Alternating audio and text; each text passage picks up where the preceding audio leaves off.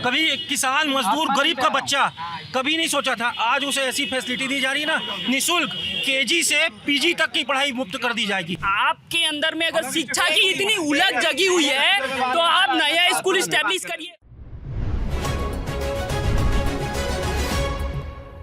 आप education policy कुछ कह रहे हैं। एजुकेशन मैं बोला था, जैसन गुरु वैसन चेला, छत्तीसगढ़िया में कहावत है ना। जैसे रमन सिंह जी करी इसकी बड़े बड़े इंग्लिश मीडियम स्कूल मन में, प्राइवेट स्कूल मन में हमर नान लइका मन के एडमिशन करवाइस पढ़े बर, वैसने सुनना मोर भाई, रईसोनी गरीब के लइका के चल रही भाई बोलन दे यार, लोकतंत्र में सुनना भी चाहिए भाई बोलन दे। अब मैं हिंदी में भी बोलूँ, सबो जानला समझ में ही।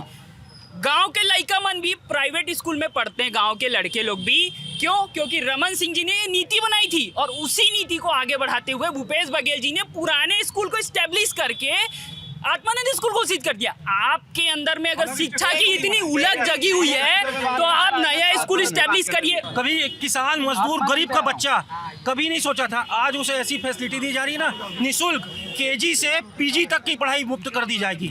केजी से अभी वादा है, अभी वादा और ये पूरा होगा, क्योंकि राहुल गांधी जी ने इसके पहले वादा किया था कि हम किसानों का कर्जा माफ करेंगे। राहुल गांधी जी शपथ ग्रहण से रायपुर से दिल्ली नहीं पहुंच पाए थे, किसानों का कर्जा 9,000 करोड़ रुपए माफ कर दिया गया। ठीक है, आत्मानंद पे बात करता हूँ। जो लोग छत्तीसगढ़ की इस योजना के बारे में नहीं जानते, एक बुनियादी जानकारी कि भूपेश बघेल सरकार ने आत्मानंद नाम से आत्मानंद स्कूल यहाँ पर खोले हैं, जो इंग्लिश मीडियम में पढ़ाई करते हैं। हिंदी मीडियम भी है और इंग्लिश मीडियम भी है, दोनों है। पर उसमें कई तरह के सवाल हैं, कई तरह की समस्याएं हैं कि एडमिशन लेने के लिए साहब बहुत लंबी कतार है, क्योंकि सरकारी स्कूल है और इंग्लिश मीडियम पढ़ाई है। कई बार इस तरह के आरोप हैं कि रिश्वत दे करके एडमिशन लेना पड़ता है। इस तरह के इन पे आरोप हैं, मैं किसी की पुष्टि नहीं करता हूँ, पर बीजेपी भारतीय जनता पार्टी से पूछते हैं। क्रांति सेना वाले कह रहे हैं शिक्षा में क्रांति लाया माननीय भूपेश बघेल जी ने। लोग इतने आत्मानंद में एडमिशन लेने के इतने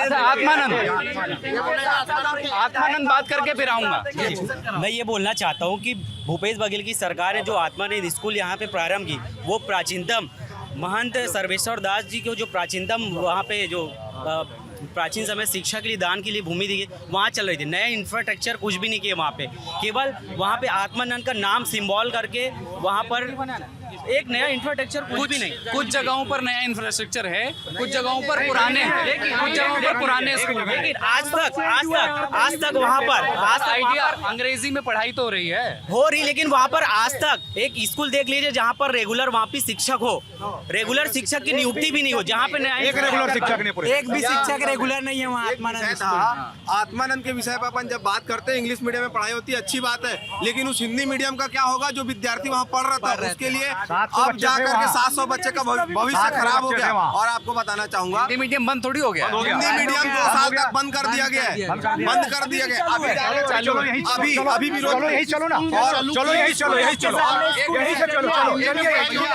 एक कदम पीछे बस इसमें। और एक चीज, जब अपन केंद्रीय विद्यालय में जाते हैं तो जब वो टीचर रहता है तो उसको ये पात्रता नहीं रहता कि वो हिंदी मीडियम वाला है या इंग्लिश मीडियम वाला है। सभी को, अगर वो ग्रेजुएट है तो वहाँ शिक्षक बनने की पात्रता होती है। लेकिन जब अपन आत्मानंद के विषय में जब जाके देखते हैं तो केवल इंग्लिश मीडियम के विद्यार्थियों को ही वहाँ टीचर बनने की प्राथमिकता है। हिंदी मीडियम वाले क्या पाप किए हैं बताएंगे क्या?